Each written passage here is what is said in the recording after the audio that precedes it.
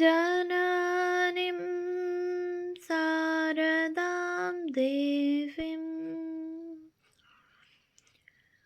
রামকৃষ্ণম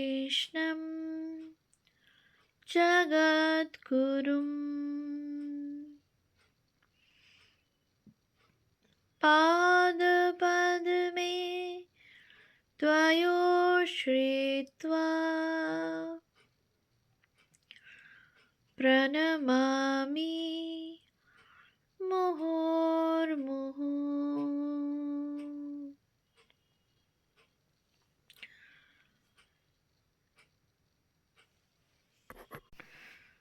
পূজনীয় স্বামী গম্ভীরানন্দজি মহারাজের রচনা শ্রী মা সারদা দেবী গ্রন্থ থেকে পাঠ। পৃষ্ঠা সংখ্যা 385। লীলা সংবরণ।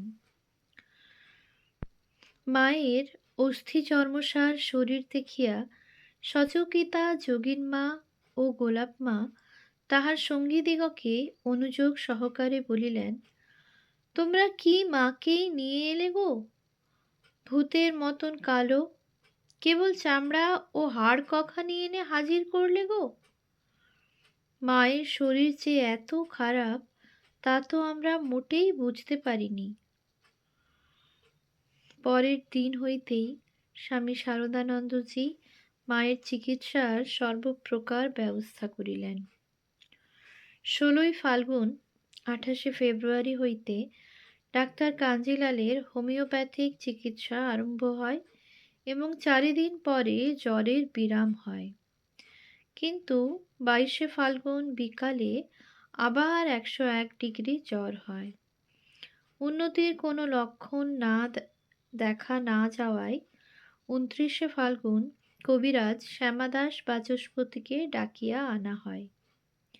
এই নূতন চিকিৎসার ফলে 7ই চৈত্র হইতে 15 দিন জ্বর বন্ধ ছিল। ইহাতে সকলেরই আনন্দ হইল, এমনকি ভক্তেরাও একদিন উপরে আসিয়া প্রণাম করিয়া গেলেন। কিন্তু পরে রোগ আবার দেখা দিল। এই সময় আর এক অসুবিধা ঘটিল। কবিরাজ প্রতিদিন সকালে এক তিক্ত পাচন খাইতে বলিয়াছিলেন। উহা খাইতে মায়ের কষ্ট হইত এবং মুখ এত তিক্ত হইয়া যাইত যে মধ্যাহ্ন পর্যন্ত আহারে রুচি হইত না। সুতরাং তেমন কিছু খাইতেও পারিতেন না। কবিরাজকে ইহা জানাইলে তিনি বলিলেন যে এই রোগের জন্য তাহাদের শাস্ত্রে তিক্ত ছাড়া ঔষধ নাই। উপায়ান্তর না দেখিয়া 26শে চৈত্র 8ই এপ্রিল হইতে ডাক্তারি চিকিৎসার জন্য শ্রীযুক্ত বিপিন বিহারী ঘোষকে ডাকিয়া আনা হইল। ইনি প্রায় 1 মাস চিকিৎসা করিলেন। ইহাতেও ফল না হওয়ায় 18ই বৈশাখ 1লা মে হইতে ডাক্তার প্রাণধন বসুর হস্তে চিকিৎসার ভার অর্পিত হইল। রোগ নির্ণয়ের জন্য ডাক্তার সুরেশচন্দ্র ভট্টাচার্য ও ডাক্তার নীলরতন সরকারকেও এক দিন আনা হয়। 16ই মে প্রাণধনবাবুর শ্রী মায়ের কালাজ্বর হইয়াছে বলিয়া অভিমত প্রকাশ করিলেন। তিনি খুব যত্নের সহিত চিকিৎসা করিয়াছিলেন, কিন্তু ইহাতেও ফল হইল না। 18ই জ্যৈষ্ঠের 1লা জুন পূর্বেই স্পষ্ট বুঝা গেল যে ডাক্তারেরা হতাশ হইয়া পড়িয়াছেন। সুতরাং ওই দিন হইতে কবিরাজ রাজেন্দ্রনাথ সেন চিকিৎসা করিতে লাগিলেন। ওই সঙ্গে কবিরাজ কালীভূষণ সেনও মাকে দেখিতে আসিতেন। ইহার পরে কবিরাজ শ্যামাদাসকে পুনরায় আনা হয়। তাহার ছাত্র কবিরাজ রামচন্দ্র মল্লিক নিত্য মাকে দেখিতে আসিতেন এবং স্বহস্তে ঔষধ প্রস্তুত করিয়া দিতেন। শেষ 3 দিন ডাক্তার কাঞ্জিলাল আবার হোমিওপ্যাথিক ঔষধ দিয়াছিলেন। স্বামী শারদানন্দের দিনলিপি অবলম্বনে। বস্তুত শ্রী মায়ের উদ্বোধনে আসা অবধি স্বামী শারদানন্দজি তাহার আরোগ্যের জন্য যথাসাধ্য চেষ্টা করিতে লাগিলেন। পূর্বোক্ত ৩ প্রকারের চিকিৎসা ছাড়া তিনি শান্তি সস্তায়নাদিরও ব্যবস্থা করিলেন। কিন্তু অবস্থা যে ক্রমেই মন্দের দিকে যাইতেছে, ইহা কাহাকেও বলিয়া দিবার প্রয়োজন ছিল না। প্রত্যহ ৩-৪ বার করিয়া জ্বর আসিত, এবং জ্বর খুব বাড়িলে প্রায়ই হুঁশ থাকিত না। একই গ্রীষ্মকাল, তাহাতে আবার পিত্তাধিক্যের জন্য শরীরে এত জ্বালা হইত যে মা বলিতেন, পানাপুকুরের জলে গা ডুবিয়ে থাকব। সেবক ও সেবিকারা বরফে নিজেদের হাত ঠান্ডা করিয়া তাহার গায়ে বুলাইয়া দিতেন। বরফ না থাকিলে যাহাদের গা ঠান্ডা, মা তাহাদের গায়ে হাত রাখিতেন। অবিরাম অসুখে ভুগিয়া তিনি শেষাশেষি বালিকার মতো হইয়া গিয়াছিলেন। অধিকন্তু দীর্ঘকাল শুইয়া থাকিতেও ভালো লাগিতেছিল না। একদিন সকালে রাসবিহারী মহারাজকে ডাকাইয়া বলিলেন, আমাকে কোলে করে বসো। সেবিকা সরলা দেবী কাছেই ছিলেন। রাসবিহারী মহারাজ তাহাকে বলিলেন, মাকে একটু কোলে করে বসো, তোমরা মেয়ে ছিলে। তিনি চুপ করিয়া থাকায় অবশেষে বালিশ উঁচু করিয়া তাহাতে ঠেসান দিয়া মাকে বসানো হইল এবং গায়ে হাত বুলাইয়া শান্ত করা হইল। এইরূপ অসীম যন্ত্রণাদায়ক অসুখের মধ্যেও দেখা যাইত যে শ্রীমায়ের মাতৃহৃদয় সর্বদাই স্নেহে উদ্বেলিত হইতেছে, বরং এই সময়ে যেন উহার অধিকতর বিকাশ দেখা যাইত। সকালবেলা কবিরাজের বাড়ি যাইবার পূর্বে সেবক যখন অসুখের খবর লইতে মায়ের নিকট উপস্থিত হইতেন, তখন তিনি বলিতে ভুলিতেন না, খেয়ে যাও, বেলা হবে। কবিরাজেরা তাহাকে দেখিয়া নিচে নামিয়া গেলে বলিতেন, বুড়োর অর্থাৎ স্বর্গীয় দুর্গাপ্রসাদ সেনের নাতিকে, কবিরাজ কালীভূষণ সেনকে জল খেতে দাও, সন্দেশ দাও, আম দাও। রাম কবিরাজকে দাও, বুড়ো কবিরাজকে, রাজেন্দ্রনাথ সেনকে দাও। ডাক্তার কাঞ্জিলাল, দুর্গাপদবাবু বা শ্যামাপদবাবু যে কেহ আসিতেন, মা তাহাদের প্রতিও এইরূপ স্নেহ মমতা দেখাইতেন এবং কুশল জিজ্ঞাসা করিতেন। একদিন আরামবাগের প্রভাকরবাবু ও মনীন্দ্রবাবু আসিলে তিনি ক্ষীণ স্বরে থামিয়া থামিয়া জিজ্ঞাসা করিলেন, ভালো আছো বাবা? বাঁচব কি? কিছু খেতে পারি না, বড় দুর্বল। তারপর দেশের খবর লইলেন। জল হয়েছে কি? মায়ের পরিচিত রমণী নামক এক স্ত্রীলোকের হাত দিয়া মনীন্দ্রবাবু মায়ের জন্য কচি তাল পাঠাইয়াছিলেন। শ্রীমা উহা মনে করিয়া রাখিয়াছিলেন। তাই বলিলেন, রমণী কখন এসেছিল জানি না, জ্বরে হুঁশ ছিল না, তাকে বলো সে যেন মনে দুঃখ না করে। কাশীতে তখন স্বামী অদ্বৈতানন্দজি কঠিন অসুখে ভুগিতেছিলেন। মাতা ঠাকুরানী এই পীড়ার সংবাদ জানিতেন। তাই যে কেহ কাশী হইতে আসিতেন তাহাকেই তিনি জিজ্ঞাসা করিতেন, লাটু কেমন আছে?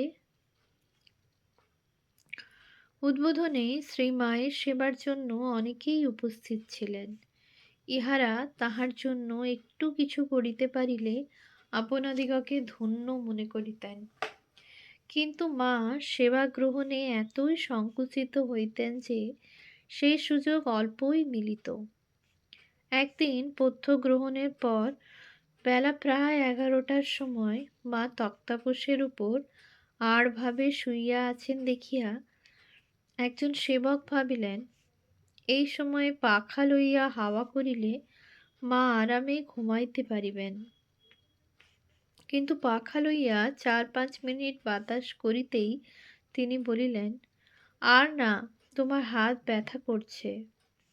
সেবক বুঝাইয়া দিলেন যে হাত পাখাতে অত সহজে ব্যথা হয় না, ব্যথা হইলেই তিনি থামিবেন। কিন্তু মা একটু চক্ষু বুজিয়া থাকিয়া আবার বলিলেন, না বাবা, তোমার হাত ব্যথা করবে, থাক, আমি অমনি ঘুমুচ্ছি।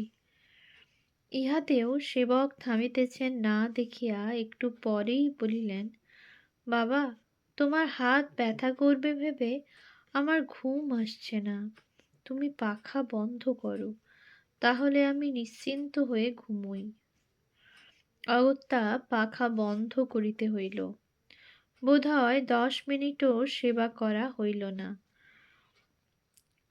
ডাক্তার প্রাণধনবাবু প্রথম প্রথম যখন আসেন, তখন তাহাকে 16 টাকা করিয়া ভিজিট এবং 5 টাকার ট্যাক্সি ভাড়া দেওয়া হইত।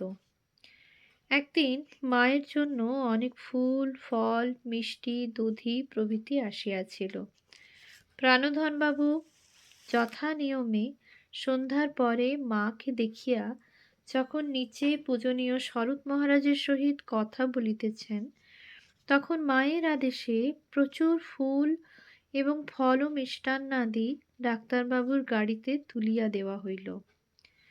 গাড়িতে উঠিবার কালে ডাক্তারবাবুর মুখ দেখিয়া মনে হইল যে তিনি জিনিসগুলি পাইয়া খুশিই হইয়াছেন।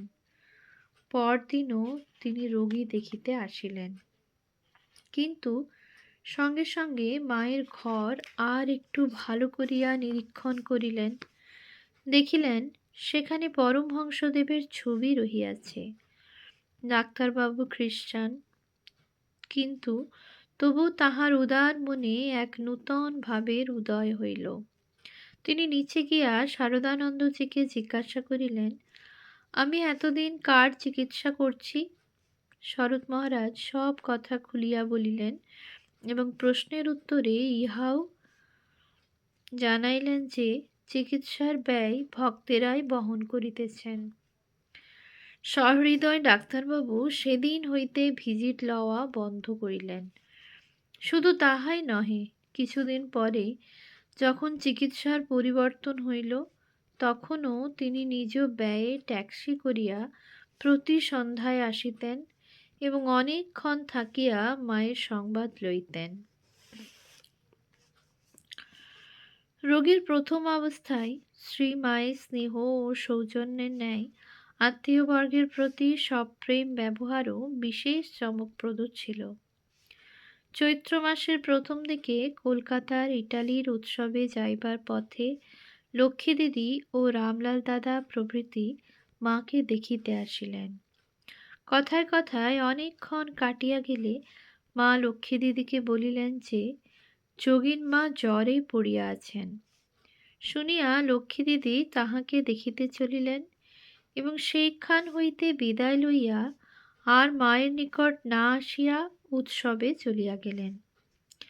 কিছুক্ষণ অপেক্ষা করিয়াও মা যখন দেখিলেন যে লক্ষ্মী দিদি আর ফিরিলেন না এবং অনুসন্ধানক্রমে জানিলেন যে তিনি চলিয়া গিয়াছেন, তখন জনৈক সেবককে বলিলেন, দেখো, তখন লক্ষ্মীর সঙ্গে কথা কইতে কইতে ওকে কাপড় ও টাকা দিতে ভুলে গেছি।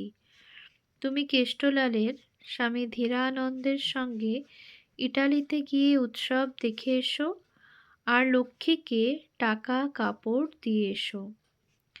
ইটালিতে ওরা ঠাকুরকে বেশ সাজায়।